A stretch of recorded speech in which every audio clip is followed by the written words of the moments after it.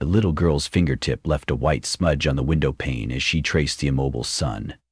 It hung forever on the ragged horizon, its lower edge hidden beneath the slate-gray ramparts of the western heat wall, its upper edge glaring like a hammered coin. On the other side of the apartment, past a corridor full of coats lined with warming wires, her brother whistled to coax the kettle, because, in Dawn District, the water always cooled too fast. You boiled 2 pots at once, one for tea, the other to pour into copper bottles that you slipped beneath your blankets. Saren Tarek, deputy counselor of motion, watched her children, one skin flushed red, the other so pale the veins showed like rivers on a relief map, and tried to decide whether any of it was worth saving. Brink City had been built on locomotion. When Earth's rotation first shuddered, the engineers declared that only the crescent, where day met night, could ever be habitable again. But the crescent slid, infinitesimally, as tidal torques and mantle currents nudged the planet's decelerating bulk. So the founders set the city on 73 concentric rails, each forged from pre-collapse bridges and anchored atop permafrost pylons. The plan was elegant. When the scorch front advanced, Brink would retreat toward darkness. When glaciers threatened to entomb its eastern rim, the city would inch back toward light. Keep the sun forever low, keep the winds forever mild. A perpetual promenade in twilight. That was theory. In practice, rails warped, power grids tangled, and politics ossified faster than steel. For a decade, the Migration Ministry issued monthly locomotive pulses, positioning the metropolis like a chess piece between infernos and blizzards. But gradually the pulses grew less frequent, then sporadic, until last year, when the council tied down the master clamps and announced a season of civic rooting. The shadow wards baked. The shadow wards curled into themselves. In the intermediate neighborhoods, children like Saren's grew up never certain whether to wear heat screens or thermal furs. Now, an emergency convocation of 9 faction chiefs had been summoned to the liminal rotunda, a domed hall whose mosaics depicted orbiting satellites that no longer circled, and flag-draped astronauts who had died the moment ground control melted. Saren had 1 vote. Her instructions from the Motion Party were explicit. Persuade the council to release the clamps, restart the engines, and send Brink rolling eastward into deeper night. The city's founding promise, they argued, was mobility. A fixed Brink was not Brink at all. It was a mausoleum. Yet Saren's private heart rebelled. Her daughter had friends, a school, a strawberry patch grown under balanced lamps that mimicked dawn and dusk in equal measure. How many roots could a family tear up before the soil no longer welcomed them? She buttoned her heated overcoat, kissed each child on opposite cheeks, one hot, one cold, and stepped onto the balcony. Down in the canyon between apartment tiers, conveyor rickshaws rattled over frost-slick rails, while awning roofs nearer the heat wall sagged under solar overexposure. The dichotomy had sharpened. On the sunward side, shutters grilled to charcoal. On the nightward side, icicles hung like organ pipes.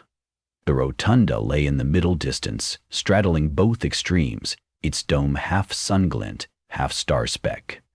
Saren caught an autocar to the civic plateau. The vehicle's onboard thermostat chirped as it passed temperature thresholds, 34 degrees Celsius, then 30, then 22, then 10. Inside 10 minutes, she traversed climates that older civilizations would have called separate seasons. In the lobby outside the council chamber, Marshal Falk, chief of the Anchor Union, leaned on a basalt plinth. He wore a parka sewn with heat-resistant thread on one sleeve and frost-shedding mylar on the other. "Deputy Counselor," he greeted, handing her a foam cup whose contents steamed and smoked simultaneously. "Dual tea. Hot-cold blend. You can taste dawn and dusk." Saren sipped. Half her tongue burned, half chilled. Inventive. Desperate but inventive. "That's Brink," Falk said. He pointed to the bronze doors. "They'll call us in once the cleric finishes her omens." "The ever-peeling entrails of probability," Saren muttered. Falk chuckled. "Luck matters too. Tracks crack, engines seize. If we uncage this beast, we'd better be sure the rails still remember how to sing." You'll vote to stay, she said, not asking. My wardens patrol every clamp. Thousands of jobs vanish if the city rolls. That's politics. But, he lowered his voice, between us, I'm not certain the rails will hold for another migration. Iron grows brittle at these temperature differentials. Seren noted the calculation in his eyes. A seasoned negotiator, Falk always offered a sliver of doubt, a bargaining chip. The game was beginning. The bronze doors swung inward. A hush fell, punctured only by the cracking joints of officials unpeeling layered garments. 9 delegates filed to their crescent table, each seat calibrated to an exact midpoint between sun-warm air rising above the solar-facing vents and cryogenic drafts descending from the night side.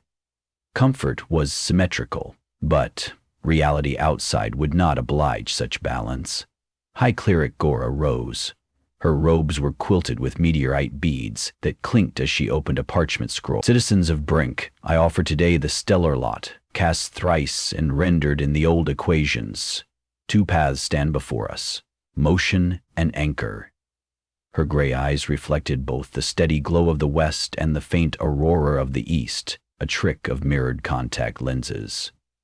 May deliberation proceed. Seren's pulse kept time with the dim hum of traction motors imprisoned beneath the city. Each magneto engine, now silent, had its own stewardship guild. Those guilds had not been paid in months. Governor Prism, chairperson of the Central Council, spoke first. Our energy audits confirm that solar collectors at the heat wall are degrading under constant exposure.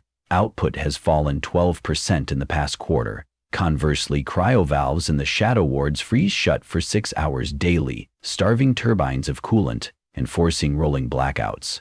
Fixing both infrastructures is impossible while stationary. Motion would rebalance the load, anchor delegates murmured. Falk raised a gloved hand. Motion rebalances at catastrophic cost. Track Inspection Division reports microfractures across rings 11 through 24. A citywide traverse will shear the superstructure. We repair as we go, said Prism. Repairs require heat, Falk countered, which half the city now lacks. Seren opened her briefing pad. Numbers glared. Attrition rates, population attrition if nothing changed, drought of non-salinated water in sunlit wards, incidents of frostbite in shadow households. Motion looked statistically inevitable, but statistics, she knew, bled when you pressed them against real skin. Councillor Dye of the Growers Collective spoke. Greenhouse yields in Dawn District are holding steady, but desertification accelerates in the Furnace Quarter. Crops there wilt, even under shielding awnings. We estimate a 30-day horizon before famine unless sunlight exposure diminishes. That bolstered motion. Yet Camarilla Saw, representing the night residencies, stood next. Her cheeks were painted with phosphor dust that glowed violet. Deep night is no sanctuary. We already battle ice storms whose shards slice composite walls. Push us further and you'll condemn newborns to thermal shock before their first breath. The debate ping-ponged for hours. Geotechnical maps rolled and unrolled. Projections flickered onto hologram boards, displaying Earth a wobbling marble whose rotation had slowed to a once-every-4-month crawl. Beyond Brink, refugee caravans tried to chase the Twilight Zone on foot. Most perished either to flare winds that taste of ash or to black cyclones that freeze blood mid-pulse. At noon, an obsolete measure but language lingers, the council recessed. Seren found herself at a balcony that overlooked the anchor clamps. Iron jaws the size of cathedral gates biting the primary rail. They were scarred by patchwells. Beneath them, the ballast was an apocalyptic gradient. Gravel fused to glass near the sun, brittle shale near the night. To the west, air shimmered. To the east, it twinkled with needle-thin ice. She felt a presence. Governor Prism leaned beside her, elbows on stone. You have sway, he said without preamble. Falk trusts you more than he admits. If you break anchors, unity, motion carries. Seren kept her eyes on the rails. Maybe the unity breaks us instead. Prism exhaled. My mother grows oranges in Furnace Quarter. Last month she told me the skin blackened on the branch before it ripened. She sleeps in irrigation trenches now, because that's the only cool place left. We're killing our own. And in night residency, they burn old furniture just to thaw pipes, Seren said. The seesaw lost its plank. Now everyone hangs from either end. Prism slipped her a data wafer. Containment breach at Solvent 3, he whispered. Coolant pumps fused yesterday. Sunlit power grid will collapse in a week. I'm keeping it quiet until after the vote. Saren pocketed the wafer. Dread and clarity mingled. If Solvent 3 failed, heat wall collectors could explode, igniting fuel stores. Motion wasn't simply desirable, it was mandatory for survival. But revealing the data would look like manufactured crisis. That night, she did not return home. She sent a courier drone with recorded lullabies for the children, and instead walked alone to the rail yard. Semaphore lights blinked red over endless tracks stretching both directions. One into blinding glare, one into velvet nothing. In the maintenance shed, rust climbed wrenches like parasitic ivy. She ran her palm across a locomotive's flank. It fell asleep, not dead, a cough echoed. Jarrell Baines, senior tracksmith and childhood friend, emerged from shadows. Figured I'd find you here. You still check the tension sensors? She asked. Every shift, though nobody pays me anymore. He patted the locomotive. Capacitors still charge when the sun's right. Could she pull the city? He gave a non-answer, rolling shoulders. Depends. Do we drag our old sins too? Saren searched his oil-smudged face. You believe in motion. I believe in not roasting to death, he said. But I also remember the last traverse. We left behind 3 villages, outlying burrows that couldn't decouple fast enough. Night swallowed them. Folks inside became statues of ice. There will be losses either way, she said. The question is direction. He took a ratchet, tightened a bolt without need. Funny thing about direction. On a spinning world, east and west were relative. Now, east is always night, west is always day. But we still argue like both futures move. Saren thanked him and returned to her office. Dawn leaked through blinds. She had to decide how to cast the motion party's vote. And perhaps Falk's. Morning session opened with a surprise. High Cleric Gora laid 3 crystal dice on tempered glass and announced that the stellar lot indicated an auspicious wind from descending darkness, steering seekers of balance toward deeper shade. Superstitious murmurs flooded the hall. Falk scowled. Asa's violet cheeks paled. Saren rose. Madam Cleric's omen must be weighed against material urgencies. She placed Prism's wafer into the table reader. The chamber dimmed as a hologram of Solvent 3 blossomed overhead. Coolant spilling in silver arcs, workers fleeing beneath ultraviolet flares. Gasps. Falk stood so abruptly his chair fell. When was this recorded? 18 hours ago, Saren replied. Governor Prism withheld the footage to prevent panic, but time is thinner than any of us believed. If Solvent 3 overloads, the molten collectors will cascade westward. Dawn District, Furnace Quarter, and half the anchor clamps will disintegrate. Prism lifted his chin, accepting the accusation. I gambled for calm deliberation. Perhaps that was naive. The confession rocked even anchor loyalists. I tapped the table. Can the breach be repaired? Saren inhaled. Engineering teams report they need colder ambient temperatures to reforge the intake valves. That means relocating Brink away from direct solar exposure rapidly. Silence pooled like oil. Marshal Falk, eyes bloodshot, addressed his union deputy, who sat behind him. They exchanged quick words. Then he faced the council. Carry the anchors will release clamps if the city guarantees full employment, transferring our crews to rolling maintenance.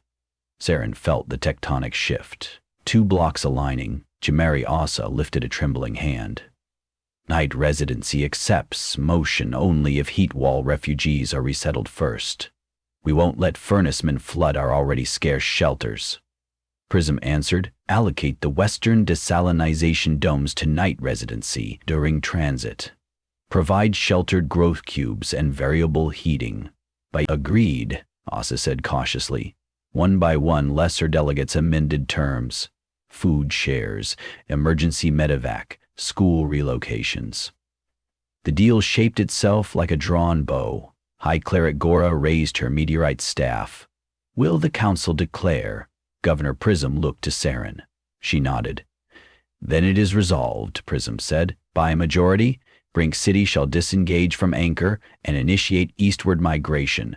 Target zone 10 degrees into dark. Gora rang a chime tuned to the Schumann resonance. Not ceremonial, functional. The note vibrated through conduit channels, triggering alarms across the spine of Brink. Within moments, klaxons whooped. Streets pivoted. Pneumatic pistons hissed. Marshal Falk barked throat-hoarse orders into his wrist mic. Clamp squads Beta through Zeta on me. Gear for hot work. We pull the beast free, one ring at a time. Saren sprinted with Prism and died to central control. The command tower straddled track 0, the innermost loop. Its windows curdled with frost, even as rays from perpetual sunset licked its western columns. Inside, operators juggled sensor readouts. Magnetic lines spiked, hydraulics revved. Status on Ring 11, Saren asked. Release 90%, replied a tech. But we've got a seized jaw at post 34. Thermal expansion welded it shut. Falk's voice crackled over comms. We're bringing plasma torches. Tremors shook the floor. Somewhere metal screamed, a sound torn between agony and relief, as decades of tension began to uncoil. Prism exhaled clouded breath. First motion in 11 years. The primary locomotives, 12 engines named after zodiac figures, engaged sequentially. Ares roared, hurling sparks. Taurus groaned, then thundered. Gemini stalled, ice-bitten, until Baines's voice reported. Manual bypass, she's alive. Twin pistons hammered. Saren gripped a rail embedded in the console. She felt momentum's birth, a subtle shift like an earthquake starting in reverse. Outside, the horizon sun inched upward relative to Brink's towers, a sure sign the ground beneath the city was sliding east. The heat wall's glare softened by a single brightness degree. Elsa scowled. Her watch had been the same as Corey's. The heat wall's glare softened by a single brightness degree. Cheers erupted. Sobs followed. But the world isn't so easily convinced. Alert klaxons shifted tone. Ice shear on Ring 24, a tech shouted. Support stanchions fracturing under torsion. OSS's representatives paled. Ring 24 bordered night residency. Prism ordered stress redistribution, but calculus argued with physics. The city needed uniform pull. Slackening outer rings risked derail. Saren grabbed the comm. Tracksmith Baines, can your crew shore 24? Not unless we slow to half thrust, he said, and half thrust might cook the west. Options collided. Falk yelled from clamp teams. I can delay west release 3 minutes. Buy your outer rings time. Do it, Saren and Prism said simultaneously. Sweat met frost on her brow as timers counted. 3 minutes. In sunlit wards, buildings boiled under anchored clamps. In shadow wards, vibrations jostled ice crystals free. Falk's crew wrestled manual crank wheels older than many religions. When the final pin shot out, he howled like a victory anthem. Power surged. The city gained smooth traction. Sensors leveled. Ring 24 stabilized. A deep shudder rolled through Brink. Then no more screams, only the rhythmic thunder of 12 locomotives pulling a metropolis across dying Earth. Hours later, at incremental safe distance from the sun's bite, heat dissipated. Thermometers read a uniform neutral, 5 degrees Celsius across most districts. People emerged. Sun-scorched refugees first felt cool wind. Frost-numbed night dwellers thawed. In alleys, children kicked tins painted half black, half white, giggling that nobody knew which side belonged to whom anymore. Saren rode an inspection buggy to Furnace Quarter. She found the strawberries in her balcony patch alive, leaf edges singed but berries plump. Her daughter, wide-eyed, touched a fruit without flinching. Her son, for the first time, wore neither thermal gloves nor sun cream. That evening, Governor Prism addressed the populace from the transit spire. The speech crackled over loudspeakers. Brink has moved. Not far yet enough to save ourselves this cycle, but motion is not a one-time remedy. It is our nature. We will tune our rails, mend each fracture, and continue to dance along this thin band between extremes. The planet may have stalled, but we will not. Applause drifted like embers into the dark. Above, stars shimmered bright where once only haze glowed. Somewhere far west, the abandoned Solvent 3 detonated, a distant orange bloom over territory already unlivable. Shockwaves arrived as gentle rumbles beneath the city, then passed. Inside the rotunda, broken clamps lay in ceremonial piles, relics of immobility.